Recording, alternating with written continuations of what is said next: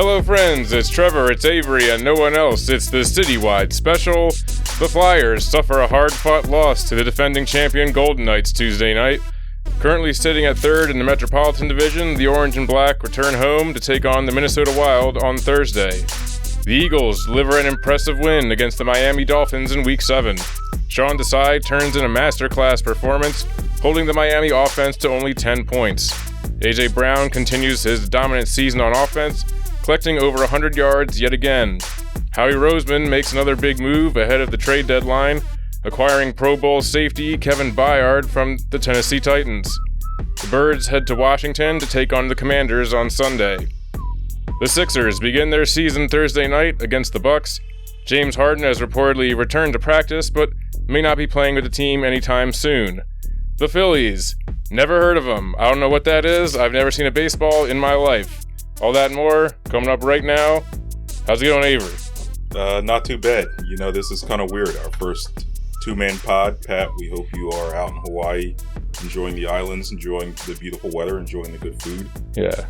Felt like it would have been too much of a chore to ask anyone else to join us to be sad and miserable about the Phillies not advancing to the World Series as we so optimistically and overconfidently predicted last week. But here we are, the two of us just sitting here, hanging out, trying to get back to life post-Red October. I will say that I was feeling actually not too bad today. Like, obviously, a little down about the Phillies losing. Very down about the Phillies losing. We've had a lot of practice, you know. It's just another one of those. Just another day, you know. Yeah, just another one of those heart-wrenching losses. It's been like, you know, in the span of a year, we've had the World Series loss, Super Bowl loss, NLCS loss. And then I guess you throw the Sixers getting blowing a in Game 3-2 7. lead. Yeah, blowing 2 games in a row against the Celtics. So, you know, just par for the course at this point.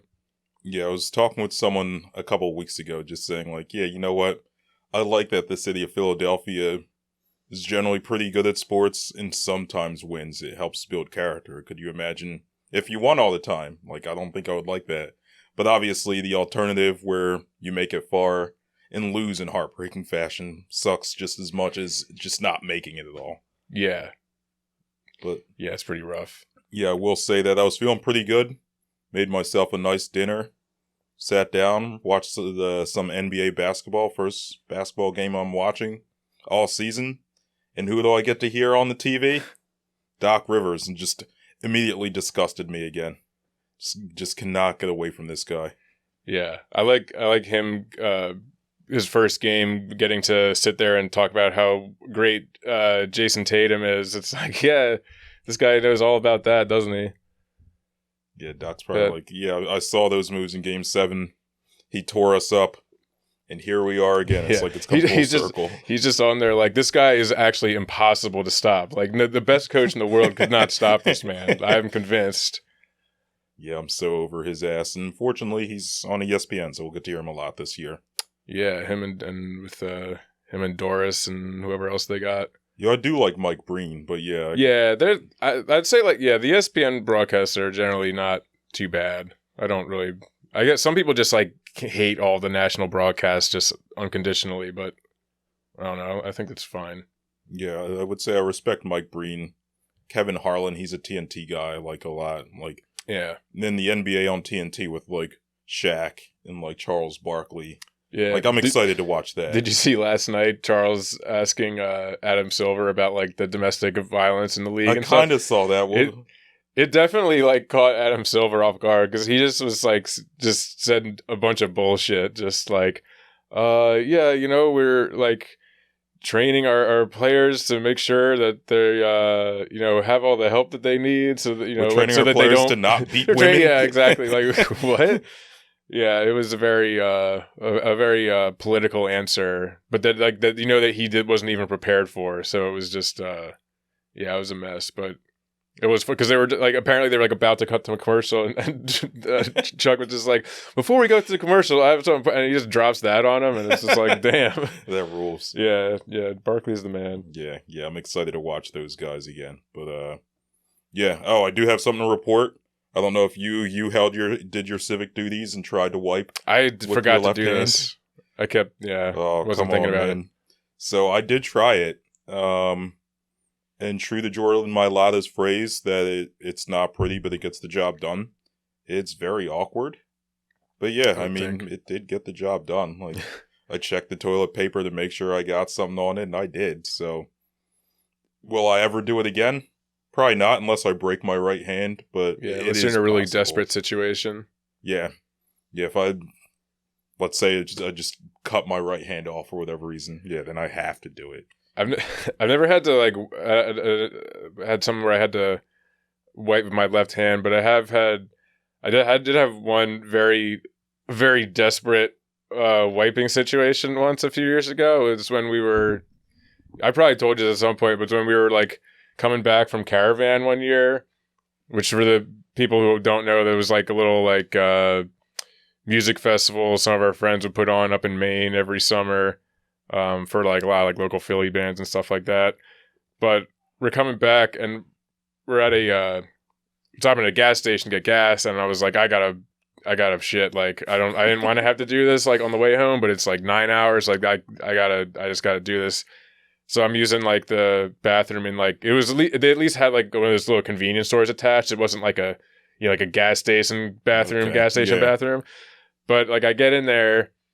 And I'm in there, and then I realized that there's like no toilet paper in there, and I was already like, and I was like, shit. And then I'm thinking like, well, I'll just like call somebody that I'm with and tell them what's up, and they can go get me some toilet paper. But then I realized that I left my phone in the fucking car. Oh damn! I was like, oh no. So what I ended up doing is like there was a trash can in arm's reach, so I just had to dive through there. And I had to just like wipe my ass with like receipts and like fucking magazines and shit. I was like, what else? The only other option I had is if I would have just started like screaming like a fucking insane person, just like, help me. Was anyone else in the bathroom? Help me. No, it was just like a single stall kind of thing. I was alone and afraid. Yeah, that's tragic.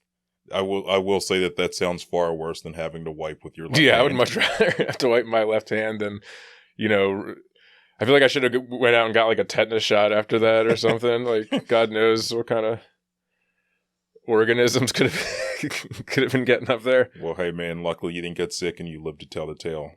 Yeah. I guess speaking of telling tales, we should probably start with someone. Do we want to get the absolute worst out of the way? Yeah, I guess we might as well just talk about the no good, very bad Phillies. Yeah, I mean, as I said last week's episode, we were all extremely confident. The Phillies at the time were up 2-0, correct? Up 2-0, having beaten their two big pitchers.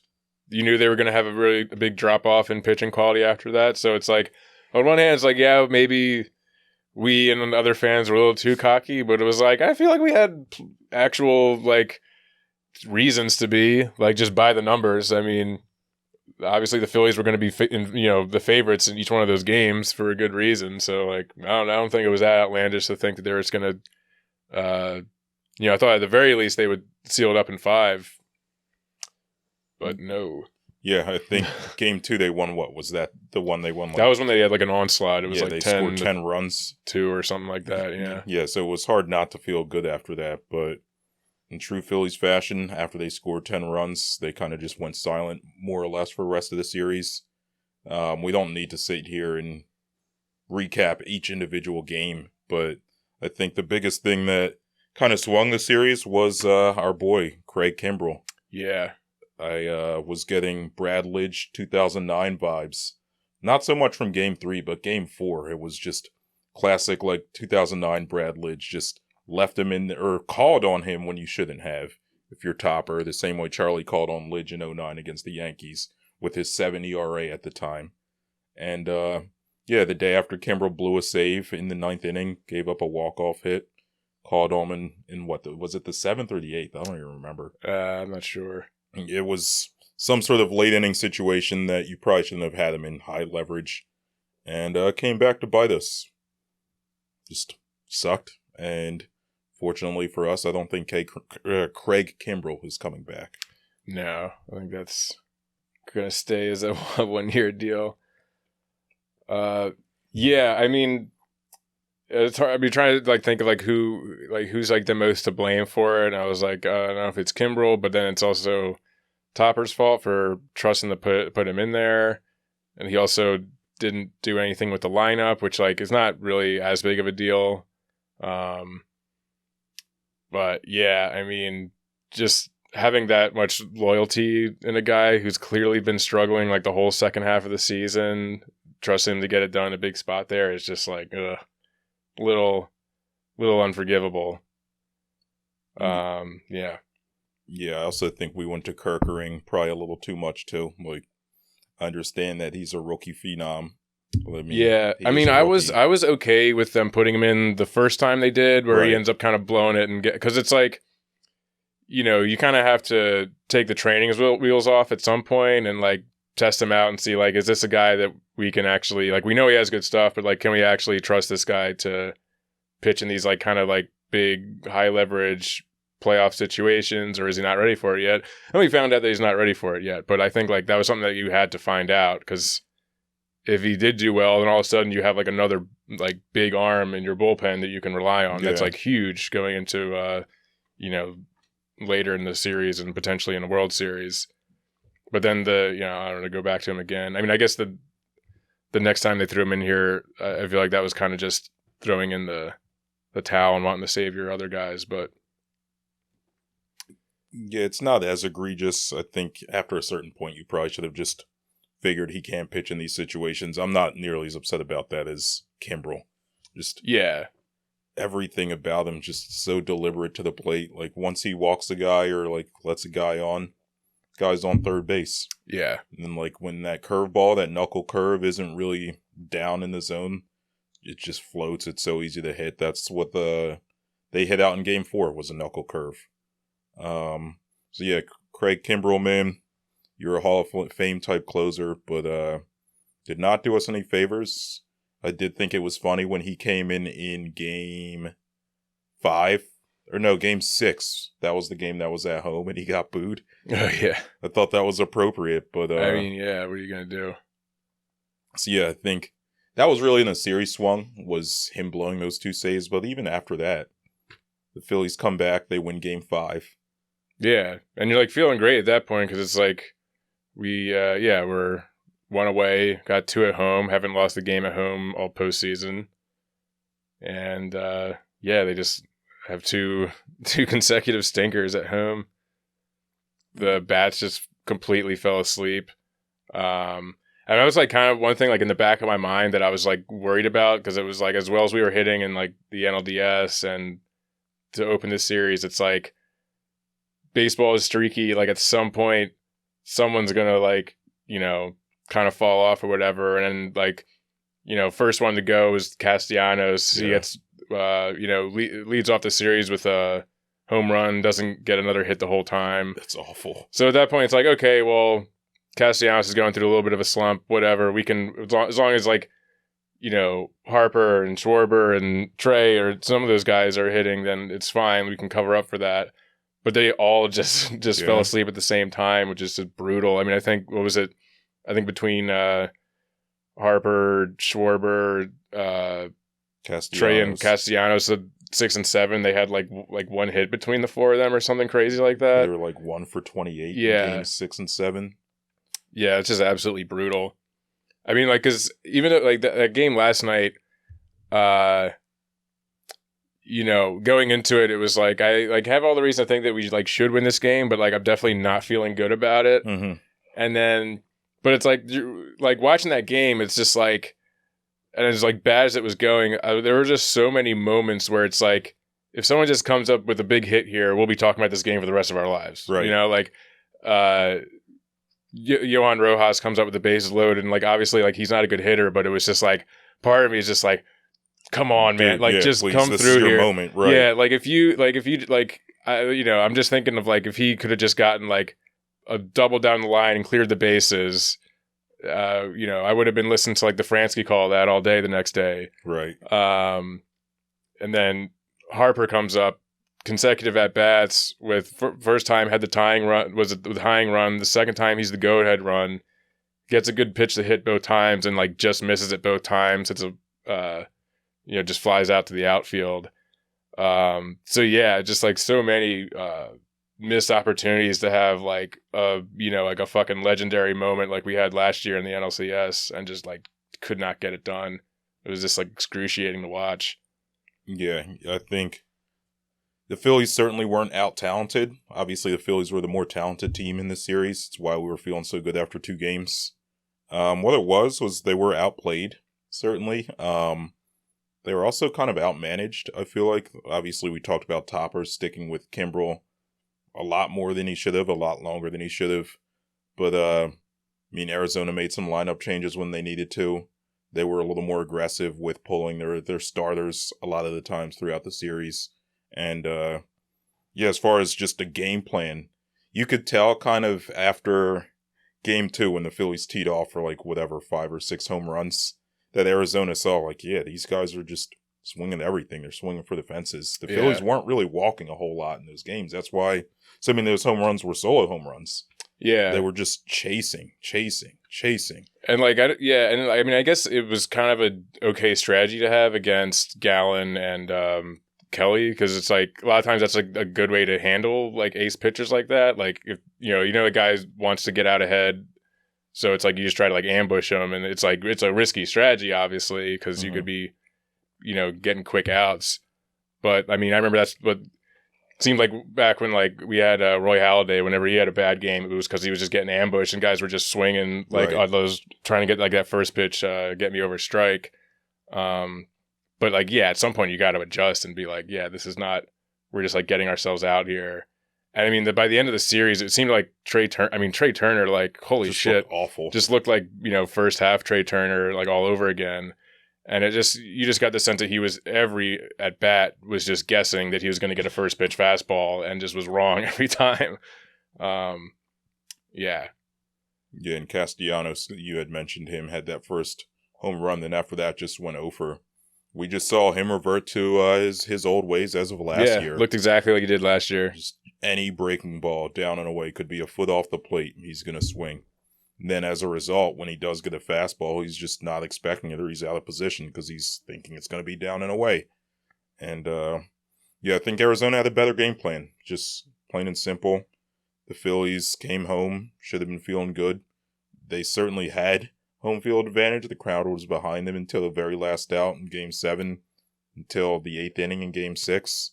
But it doesn't matter if you just get out executed and your star players don't perform up to their standard. So, this sucks. I don't really have anything else to say about the series. Where do you put this on all-time Philadelphia losses? So I don't have it. It doesn't make my top 5. As crazy as this sounds, I'll give you my top 5. This is actually I would put this loss at 6. It very much reminds me of the 2010 NLCS versus the Giants. It clearly felt that way.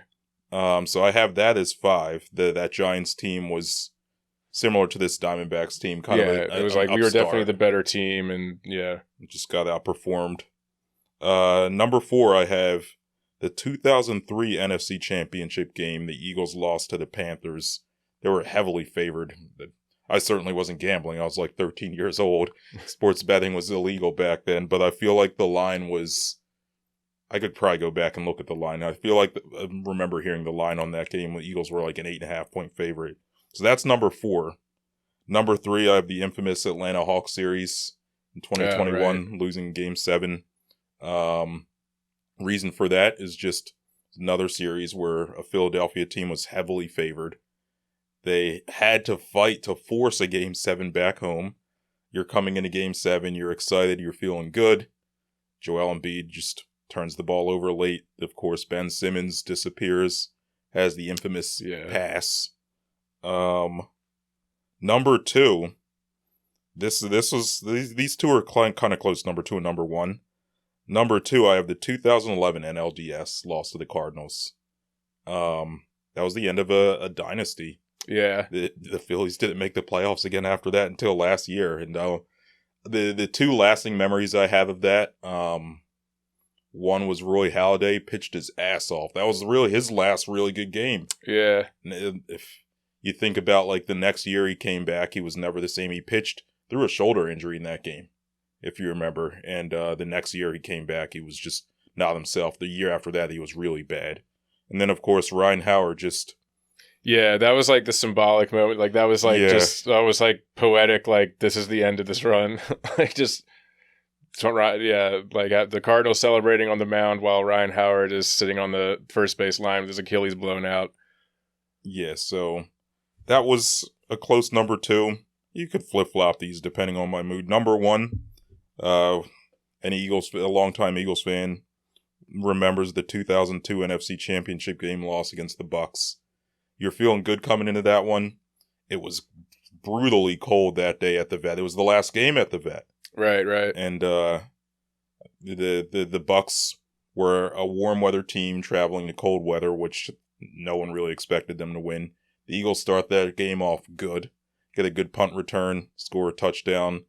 And then Joe Jurevicius, wide receiver who was pretty mediocre throughout his career, has a huge kickoff return. They score. We're driving. McNabb throws a pick 6 to Rondé Barber late. Rondé Barber runs it back, and that was that. Of course, the Eagles did make the Super Bowl again a couple years later. It was just, that sucked because they were such heavy favorites. It was the last game at the Vet, and you really thought that team was going to go somewhere. So, in my hierarchy, Game 7 comes in at number 6, but let's be honest, all 6 of these losses suck. Yeah, you could pretty much jumble them around however you want. They're all like pretty fucking bad. Yeah, what about you?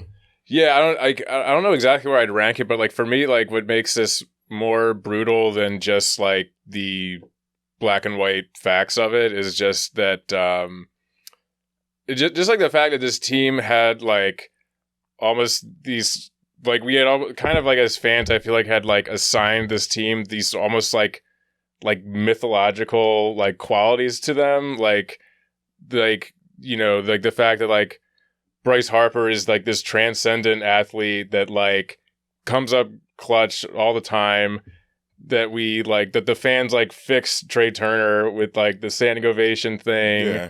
Yeah. Just like the whole like locker room vibes, how like this was just like such a fun group. Just like the idea that like Citizens Bank Park is this like impenetrable fortress that like is just like there's no way we can lose there. And, like, the way that last game went, it's just, like, all of those things just, like, evaporated. And, like, as much as, you know, like, you don't want to, like, really put too much stock in all these, like, sort of, like, intangible stuff. But it is hard to, like, you know, after that game, it's hard not to feel like the whole, like, identity of the team was kind of just, like, blown up and, like, exposed, you know? Yeah, I mean, it'll be much harder to gain trust or to really build trust in that team after what happened. Like you said, just any sort of myth that we felt like could not be debunked was very easy, or not, I shouldn't say easily, but by the end of the series, every one of them was debunked. Yeah. But, yeah, I mean, at the end of the day, here we are going into another offseason in Philadelphia for another losing team.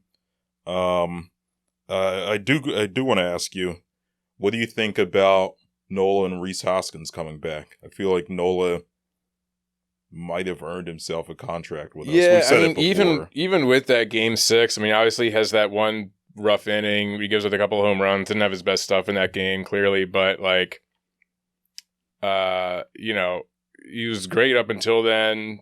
Obviously had like kind of a rough regular season, sort of figured some things out. I think like he had some issues with the pitch clock, and it took him maybe longer than it should have to figure it out. But when he finally did, he was starting to pitch really well.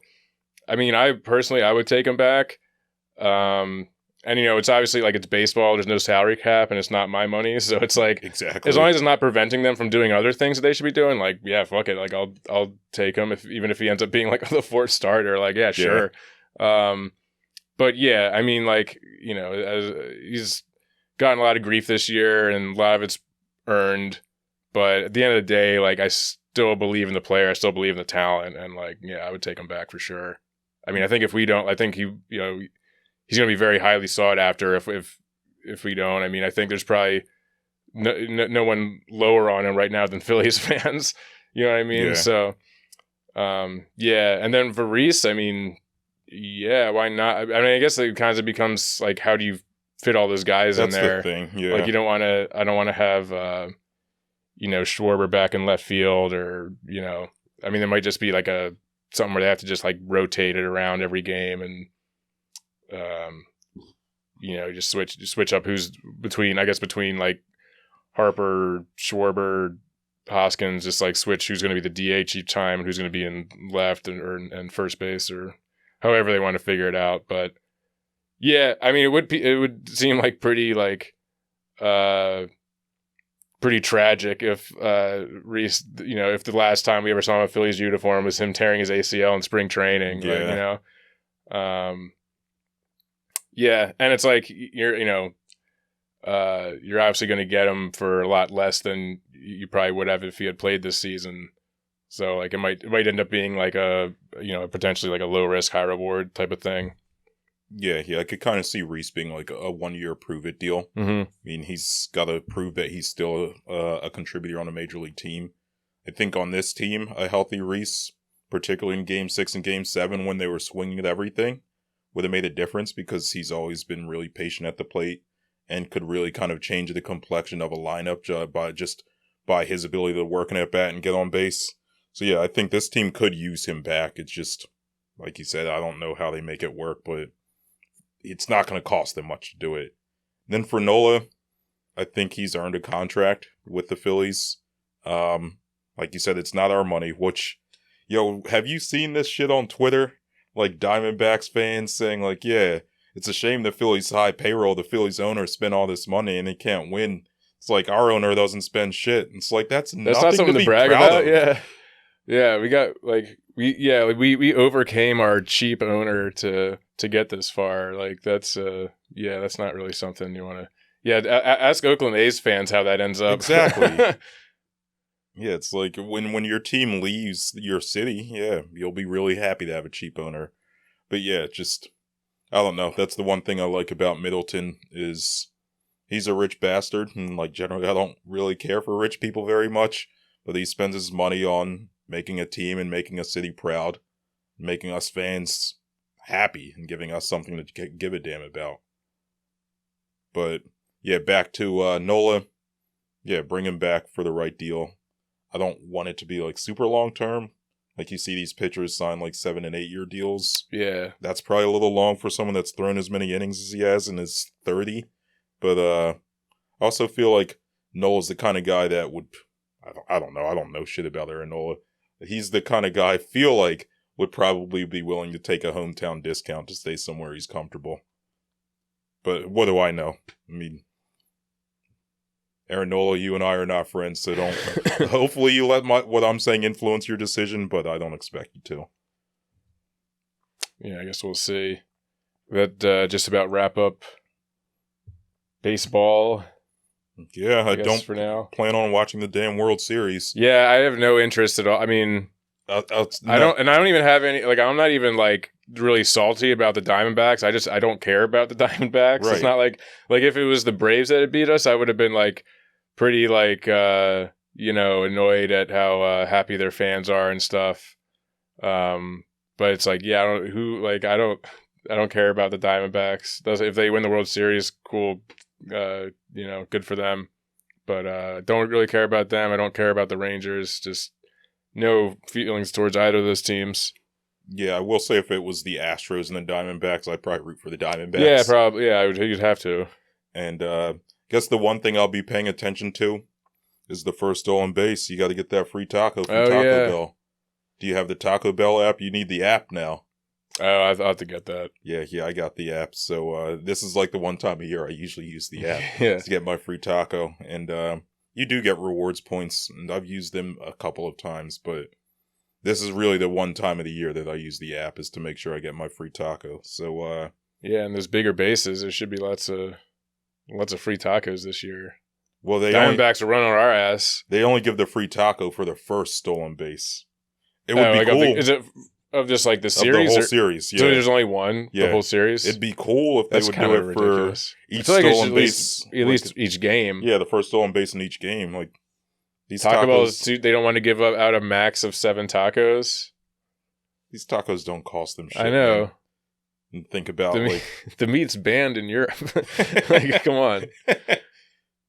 But, yeah, at any rate, I'll pay attention to the World Series just to get my free taco. But after that, I couldn't care less. We'll see you in spring training baseball. Yeah. I guess we could touch on the Fly guys real quick. Yeah. I haven't had too much time to actually sit down and watch them with the MLB playoffs going on. But from the little I've been able to see, they look they're interesting, kind of like what we thought they'd be. Maybe even a little better. Like, they're not great, but they're interesting. They're kind of fun to watch.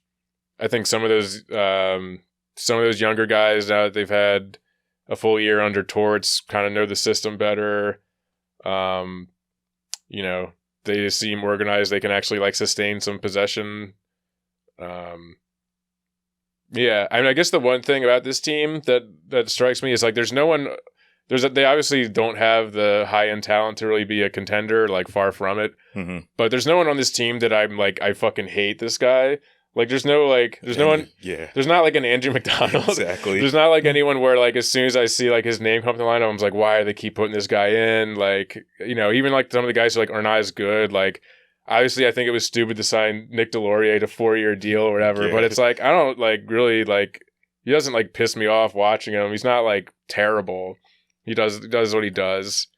Ristolainen was kind of in that category for me until a little bit, yeah. Until last year, and he's hurt right now, so we haven't really had to watch him at all anyway. But also, he kind of serves a purpose on this team because most of their defensemen are young and are unproven. At least he's a vet that can hit some guys and can kind of move the puck. I guess he's by no means like a Kale McCarr or anything, but he can do something defensively.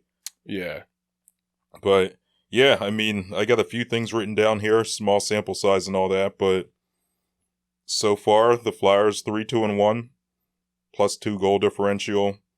Yeah, I'm not surprised that they lost to the Stars, right? Yeah. That's a Stanley Cup contender. The Golden Knights, the world champs, not surprised they lost to them either. Yeah. But they were playing them. I mean, they've held their own in those period, games. Yeah. Like, I didn't watch that game last night. I kind of one of the goals that they scored, I just saw like a little bit like a highlight that was going on Twitter, and like one of the goals the Golden Knights scored, I forget who it was, but it was like a fucking insane goal. So it was like, yeah, can't do much about that. Yeah, that's just a really talented team. I was listening to the PHLY Flyers podcast. Shout out Broad Street Hockey. If y'all don't listen to us, Charlie will make you listen to us someday. But anyway, and they had brought up, I think it was Bill had brought up the point that Vegas literally returned every player from last year's championship team, I'm pretty sure. Or it's something crazy like that. Like, everyone that etched their name on the Stanley Cup is back. Yeah. Which is wild. So, like, that's a team that won the Stanley Cup. They're 7-0. The Flyers were lucky to be, or I shouldn't even say lucky. The Flyers earned the right to hang around with them. They played hard, but yeah, they weren't going to win that game. I would have been shocked. Yeah, but they did beat the Oilers. Which, yeah, I don't know that they may have already played that game last time we recorded. I don't know if we talked about it before. I think that was last Thursday. Yeah, but that's like that's a team with two of the best players, cup contention, aspirations or whatever. They kept Connor McDavid in check pretty well. That Couturier was on him all game, so that's solid. That's a team you would expect us to like give up like 5 goals to or something. They held them to like I think the score of that game like 4-1 or something. Yeah, yeah. So some good signs. Like, I mean, I guess the one concern is, are they too good? Yeah. Like, is this too early to See, man, like, I'm of two minds with that because obviously we would love for them to lose and get a top 5 pick again. But at the same time, shout out Doc Rivers. He said this about the Sixers in that famous or infamous Bill Simmons interview. He said that the Sixers had developed a culture of losing because of the whole tanking thing, which not to be a hashtag culture guy. I feel like that is who I am on this podcast. But yeah, you do want to kind of develop some winning habits and develop somewhat of a winning culture. You don't want to win too much and make the playoffs, but I mean, if they end up with like a top 10 pick, like if they end up with a bottom 10 record but show some signs of improvement and growth, I think it kind of changes the narrative on the team a little bit, where it's not so much, oh, they're tanking, it's just they're ahead of schedule and now they can start to rebuild a little more aggressively. Hopefully they do it the right way, but... Yeah, and you figure, like, you know, they might not get like another like maybe they don't get another top 5 draft pick, but they do still, you know, they have Cutter Gauthier coming up. He's looked awesome so far at Boston College. I guess he'll probably, you know, be there another year. I assume he'll go pro next year. Mm-hmm. And then a couple years later, we got Mishkov coming. So we got like some guys. I feel like they just need like one more like big, like either like a top 5 prospect, or, you know, maybe gets to the point where they have enough that they can like just, you know, if you have all these guys on like rookie deals and stuff, they can like sign a big guy in free agency or something. But I mean, that'll be 2-3 years down the road. Yeah, maybe Johnny Gaudreau or whoever else Right. is a local talent that wants to come home. We won't look a gift horse in the mouth this time. We'll actually bring him back. But yeah, I mean, some of this seems sustainable, some of it doesn't. Carter Hart, this is as of today, so this includes last night. He's 7th in save percentage at 92%. Pat, if you're listening, I know you probably hate to hear that right now, but your boy's thriving. They're 7th in shots per game. And 4th, they've allowed the 4th fewest shots. Yeah. Like, their defense has actually been performing better than I expected thus far. The PK, they're 11th in PK percentage, but they also lead the league with 4 shorthanded goals already. Yeah, that's pretty wild. Like, I don't know if the Flyers had 4 shorthanded goals all last season. And the one thing that you would hope kind of regresses to the mean in a positive way, or regresses to expectation, we'll just leave it at that. Progresses, yeah. Progresses is their power play percentage. Their power play is really at 5%. Yeah. But that seems unsustainable, even though, like, I don't really have the Stars to ever a really high-end power play. 5% is horrible. And, I mean, the PK, I don't expect them to score a shorthanded goal every other game, but what I've seen, an 11th in PK percentage seems like it's something they should be able to maintain. Yeah. And, like, even though, I mean, I'm sure they're not going to, like you said, they're not going to score, like, keep up with that pace of, like, shorthanded goals, but at least that tells you that, like, they're aggressive on the PK, which you like. So, you know, if the process is there, they should be able to at least maintain the process. Yeah, so I'm excited for this Flyers season, especially now that Red October is said and done. Yeah. Can pay a little more attention to the Flyers, see how they look, see how the young players develop. I would not be at all surprised if they have a really long losing streak, just because that's how things go around these parts in the winter. But yeah, it's probably coming. It'd be fun to see them sort of maintain a steady pace without going on one of those long, just draining losing streaks. But the good news is if they do that, then that improves their draft pick position. Yeah, he went either way. So, yeah, that's all I got on them. I guess we can get to more bad vibes in the Sixers. Yeah, return to bad vibes. So, yeah, I mean... We got some more Harden news, or not really news? Well, I guess so he's back to practice. Well, so here's the situation. Sort of, maybe. So, Shams Charania, everyone knows him, NBA news guy for The Athletic and whoever else, Stadium. He tweeted this morning. James Harden returned to Philadelphia on Tuesday night with his bags packed to join team on the road for Thursday versus Bucks and Saturday versus Raptors, but the 76ers have now asked him not to travel with the team, sources said. What coincides with this was Adrian Wojnarowski, another NBA news guy for ESPN, said today on NBA Countdown before tonight's game that the Clippers have said that, yeah, now that the season started, we've decided to halt trade talks. They've been halted for a while, but I guess this is an official announcement. So yeah, our boy Harden actually realizes, yeah, I have to play for the team. Yeah. And they send him home. What do you make of that? I mean, do you think that them like wanting him to stay home is more of like they want him to get like it's like a conditioning thing, or that they just really just don't even want to have him sitting courtside for these games? Like, I think it's a vibes thing. Yeah, but it's like, I mean, you can't just keep like away from the team forever if he's on the roster, right? If he's not injured. Like, how do they? I don't know how they keep up. That's true. Yeah, I don't know. Like, it would just be funny to see if they just keep up coming with more and more creative ways to get them to like not show up to things. I'm trying to think of a good one right now. Just be like, oh, there's actually the roof came off the Wells Fargo Center and they got to do repairs, so all the games are delayed. Oh man, could you imagine? Which actually happened to the Spectrum back in the day. Or it'll be the wet floor thing. You remember that? Yeah, the wet floor. Yeah, the wet floor. They'll use that as an excuse. It snowed. Yeah, no one can get to the stadium. The whole team has COVID. Yeah, trying to think of like. Yeah, I could definitely. They have to get creative.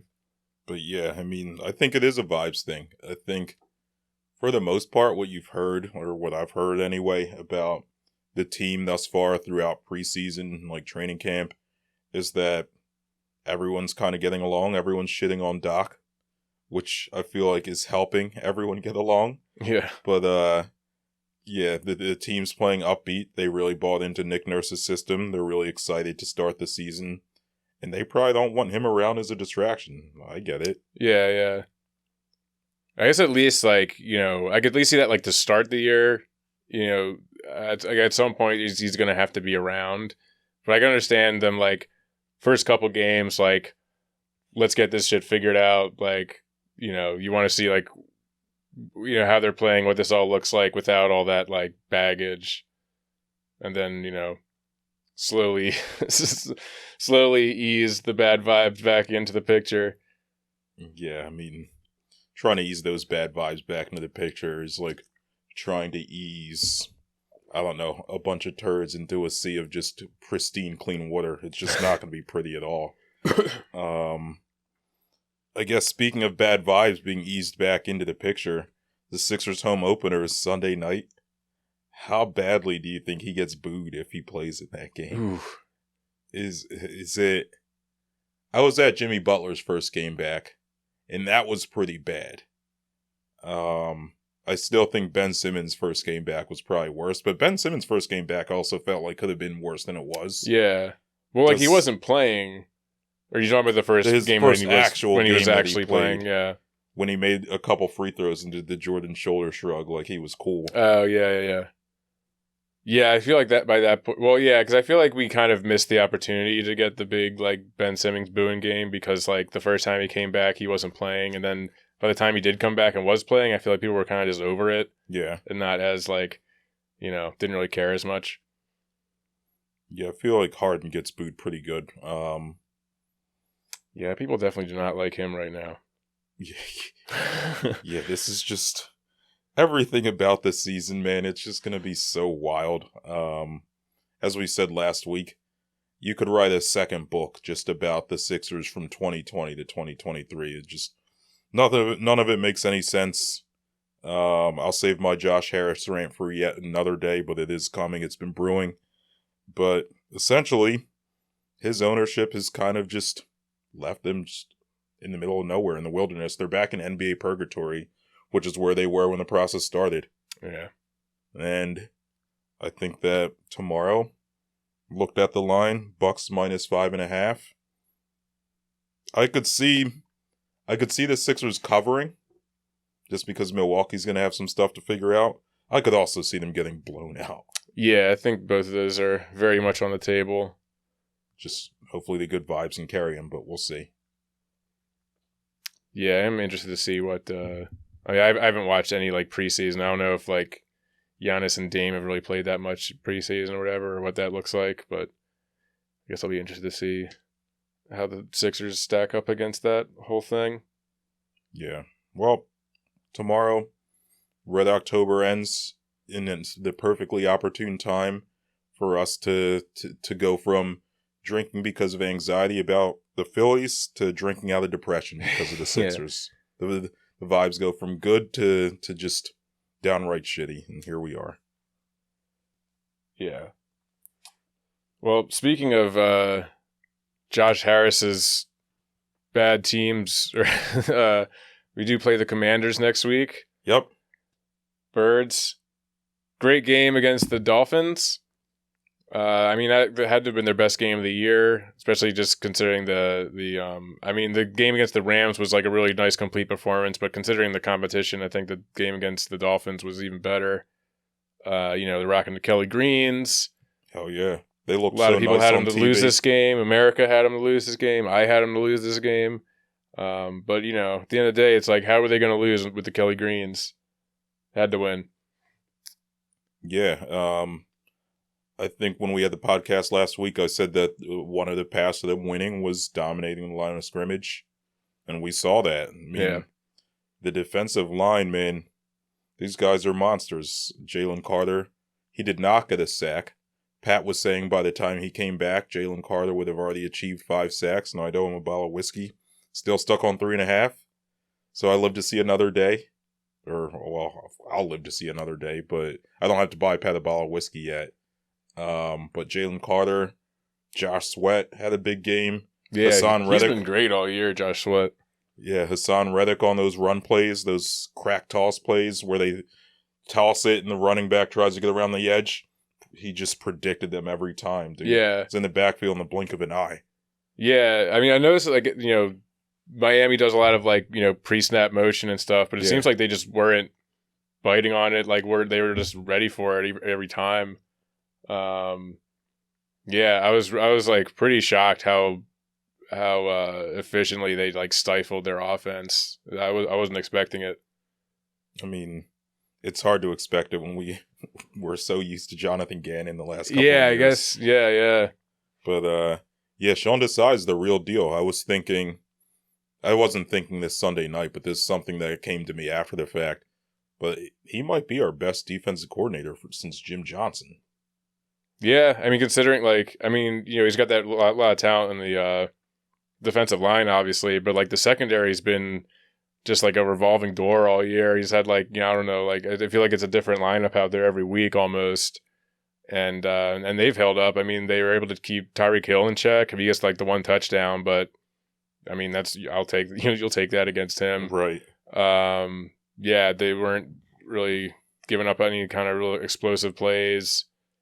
They were able to contain their guys pretty effectively, even with Eli Ricks had a fucking good game. It's been pretty impressive what he's been able to do with what he has. Yeah, I think that's the most notable thing about him is he adapts his coverages and play calling based on the opposing offense, which we never saw from Johnny Gans. Right. Johnny Gans would just line up in zone and just hope nothing bad happened, but something bad would always happen. And Jim Schwartz, he was a decent D coordinator, but most of what he would do would just be to tell his guys to just get after the quarterback. He never did really anything intricate with his coverages. He was I think if I remember correctly, he played a lot of man. Mm. What Sean Desai's done is the Eagles play a lot of man, but on Sunday, they played 90% zone. They played a lot of cover 2, which is kind of just your base 2 high safeties, 3 spread linebackers, and your corners play the flats. And the Eagles don't really play a lot of cover 2. He saw it as the best way to really stop that passing game, and it worked. So he actually studies the opposing offense and also knows his defensive personnel to know what works and what won't in certain situations, which is just so refreshing. After just mayonnaise-ass, boring-ass Jonathan Gannon. Yeah. What else we got here? Oh, I guess speaking of the secondary, Kevin Byard, right? It's Kevin, right? I keep wanting to say Kevin Keith. Byard. Philly guy. Yeah, Kevin Byard. Eagles trade for him. What was it? The 4th and a 5th round pick? I think it was a 5th and a 6th. A 5th and a 6th, and Terrell Terrell Edmonds. Terrell Edmonds, who was at that Phillies game. I know. He like his got his moment in the sun with all of the fans, and then he's shipped off days later. Yeah, he's gone to Tennessee. They don't even have a baseball team. That sucks for him. Yeah. Maybe we'll see him at the Nashville's Predators game. Yeah, that'd be cool. But yeah, anyway, that was a good move to get a veteran safety in there. Reed Blankenship's been kind of banged up, and Terrell Edmonds wasn't great. So to trade him for someone that's decidedly better and is from here, that's what's up, dude. Yeah, I saw there was a I don't know if you saw there was this clip that was going around of an interview with him from like I guess this was probably from a few years ago. And they were asking about how like the fact that like he's from Philly and this and that, and they were talking about how when the Eagles came to Tennessee to play them, I forget when this was, but he had like a bunch of his family come in. They're from Philly, and he said like, yeah, he was like, the only person that was wearing my jersey was my dad. Everyone else was wearing their Eagles shit in like the family section, and they were just like talking shit with everybody and just rooting for the Eagles the whole time. I was like, hell yeah, dude. I hope they're gonna be coming to some games now. That's how you know they're from here. They don't care what team he's on. They still represent the Birds, man. Yeah, like sorry, kid. That's dope. But yeah, I mean, he's an all-pro talent. He, I think he has the 3rd most interceptions in the league since he came into the league. He kind of reminds me of Malcolm Jenkins. He's very durable, has not missed a game, plays almost every snap of every game. As a veteran leader, apparently he's a big like locker room presence. Like everyone that's played on his team really enjoys him, which is good too. Is considering like how like our secondary room's like pretty young, like with like you'll be good with like Blankenship and the rest of those guys. Yeah, I think, and he's under contract. He's got a player option next year for like $14 million. I don't think that they bring him back for that, but he's another one that might realize, yeah, this is my team. I want to stay here. This is my town. This is my city. I want to retire an Eagle. I'll take a hometown discount for a couple opportunities at the Super Bowl and to stay here. So Howie, man, just fleecing GMs all over the league. I know, man. Just keep going back to Tennessee. Like, who else do they got that we can grab? We don't want Derrick Henry. Yeah, not now. I think they signed Jeffrey Simmons, but I would take. Well, our D line's fine. We probably don't need anyone else from them. Yeah. The Saints are another team he's fleeced a lot. Do the Saints got anything we'd like? What about Taysom Hill? Would you bring Taysom Hill? Oh, God. I fucking hate Taysom Hill. I hate watching the Saints, man. Just all their, like, goofy bullshit they do. It just drives me nuts. This was the worst. Like, I had, like, it was either, like, I think it was, like, the last week when they played. I think they might have had, like, the Thursday night game or something. And it was, like, I had this, like, parlay where I needed Alvin Kamara to get a touchdown. And it's like the Saints have the ball like at like the 5-yard line. I know where this is going. Might have even been closer than that, like the 2, something crazy like that. They hand it off to Kamara 3 times. They can't get it in. And then sure, they go for it on 4th down. I'm like, all right, here we go. This time we're going to punch it in. Sure enough, direct snap to Taysom Hill, and he fucking walks it right in. Just just parted the Red Sea for him. He walks right in. I was like, why the fuck couldn't you have done that with Kamara? It's like, this fucking guy, just like... He's so annoying. The Swiss Army knife. He just looks like an idiot, I just, it can't, like... I don't know. He annoys me very much. But yeah, I mean, the Saints are another team Howie's fleeced over the years. Just, if I'm a GM, I'm not trading with Howie, man. He's got something up his sleeve every time. I don't know.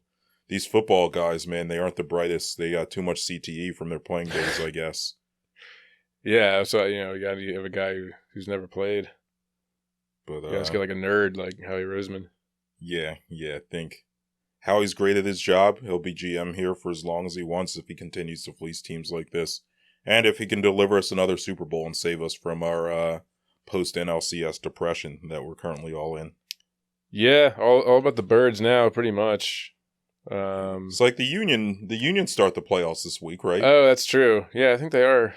You know what? I didn't even add that loss to my list of devastating I losses. know that is one. That one sucked. That was extremely brutal. Like that like if the Union were like as big as the other 4 teams, I think that would be considered like just right up there with all those other ones for sure. That was like, I mean, they were like like 2 minutes away from winning that game. And then like they go in the PKs. We have like the best goalkeeper in the league. Yeah. Our star striker who like hasn't missed a PK all year, skies it above the crossbar. Oh my god. That was like incredibly brutal. And the Phillies lost the World Series later that night. Yeah, just what a day. A nightmarish year to be a Philly sports fan, so Eagles, please save us. On to Washington. Oh yeah, we got Washington. You had said that earlier. Do we want to hear from what's his name? Yeah, Jonathan Allen. D lineman for Washington. Yeah, this was after they lost. This is some of his thoughts after last week's game. What's the evaluation like after a loss like that? They whooped our ass, plain and simple. Gotta be better.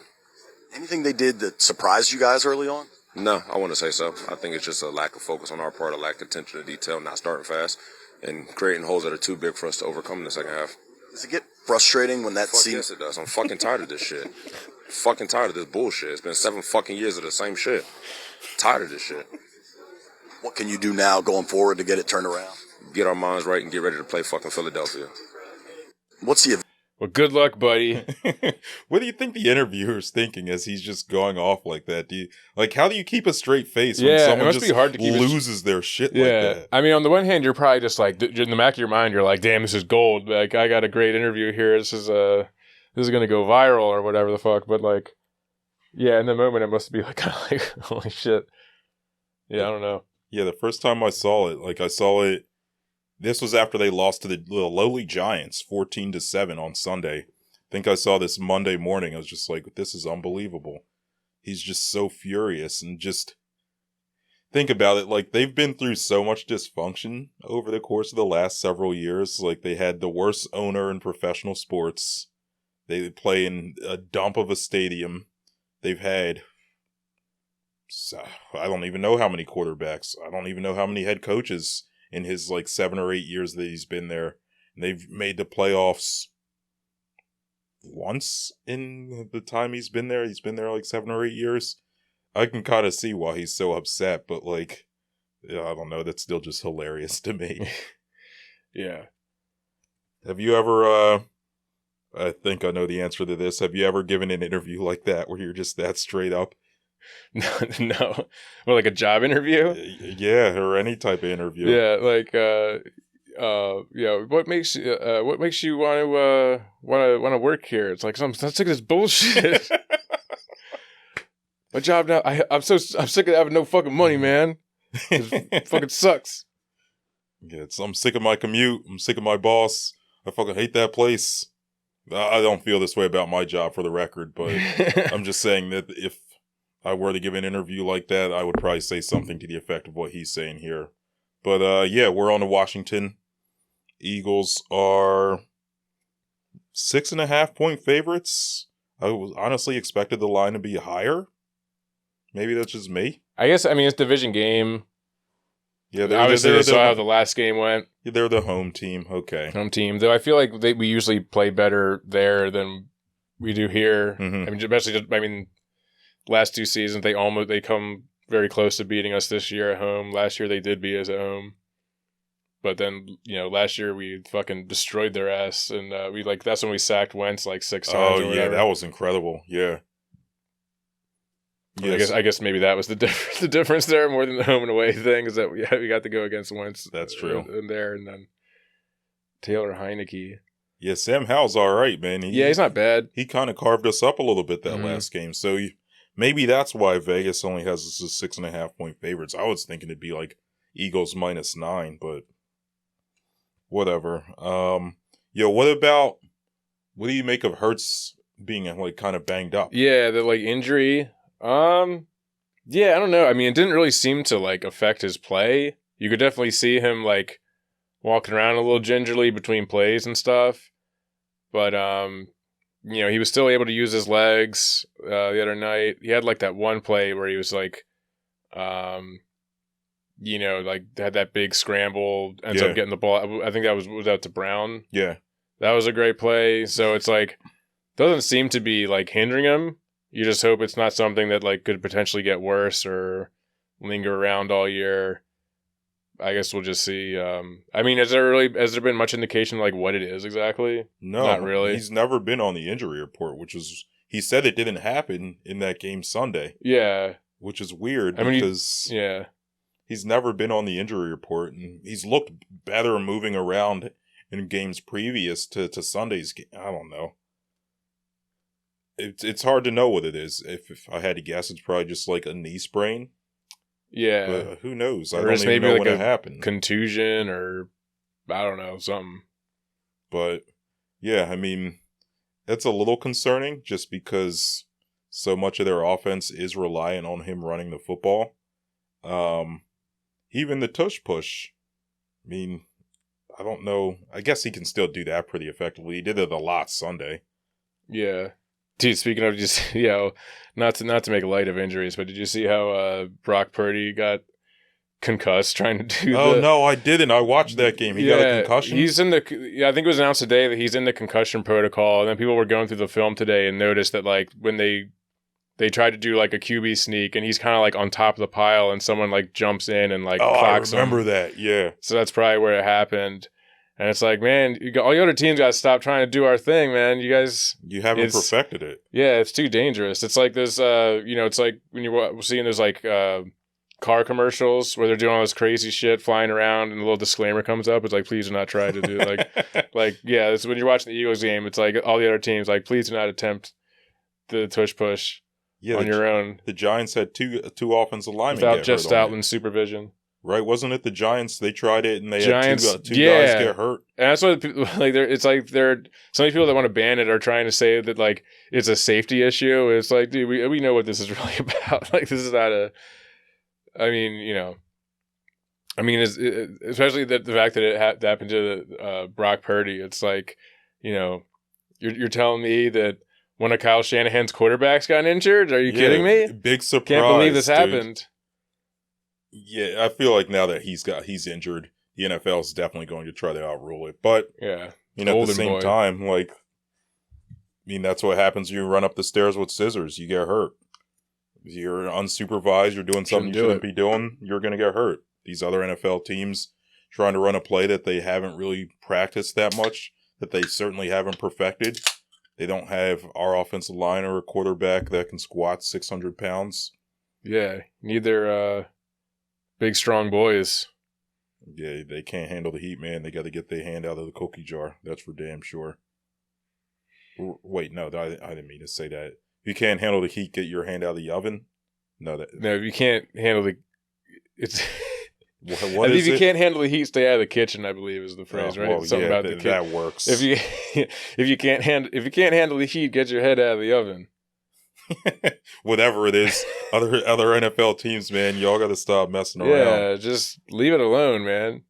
Come up with your own 1 yard play. That's what I was saying last week. It's like everyone's should have something up their sleeve to get 1 yard. Shouldn't be that hard for a professional football team to get 1 yard. Yeah, I mean, we just have one play that we really like and we're good at. Teams with fullbacks, it should be easy. That's a much shorter handoff. Bring back some old school shit.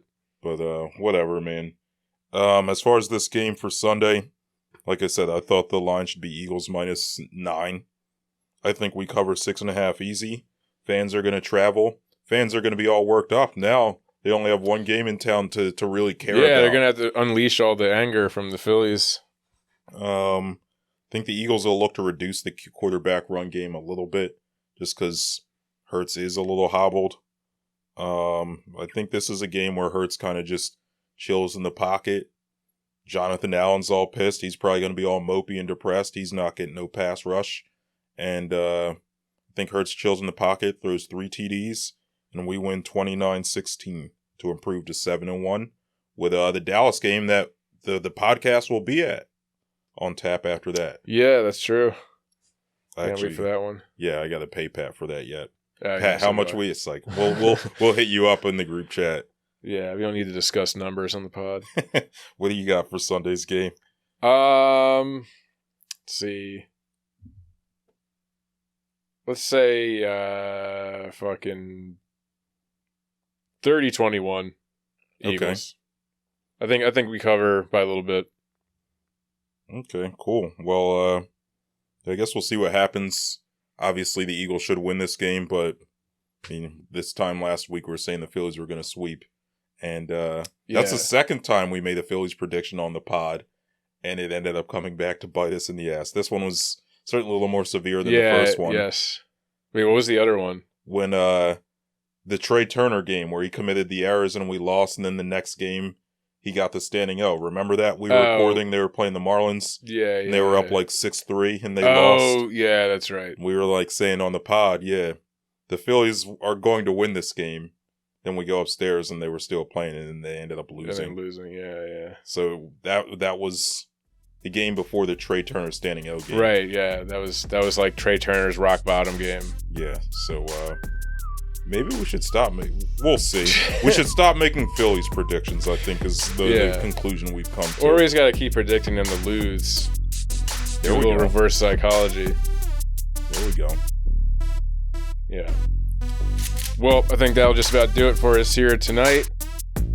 Please leave us a 5-star rating and review wherever you get your podcast. Give us a follow on TikTok, Instagram, Twitter. Subscribe on YouTube.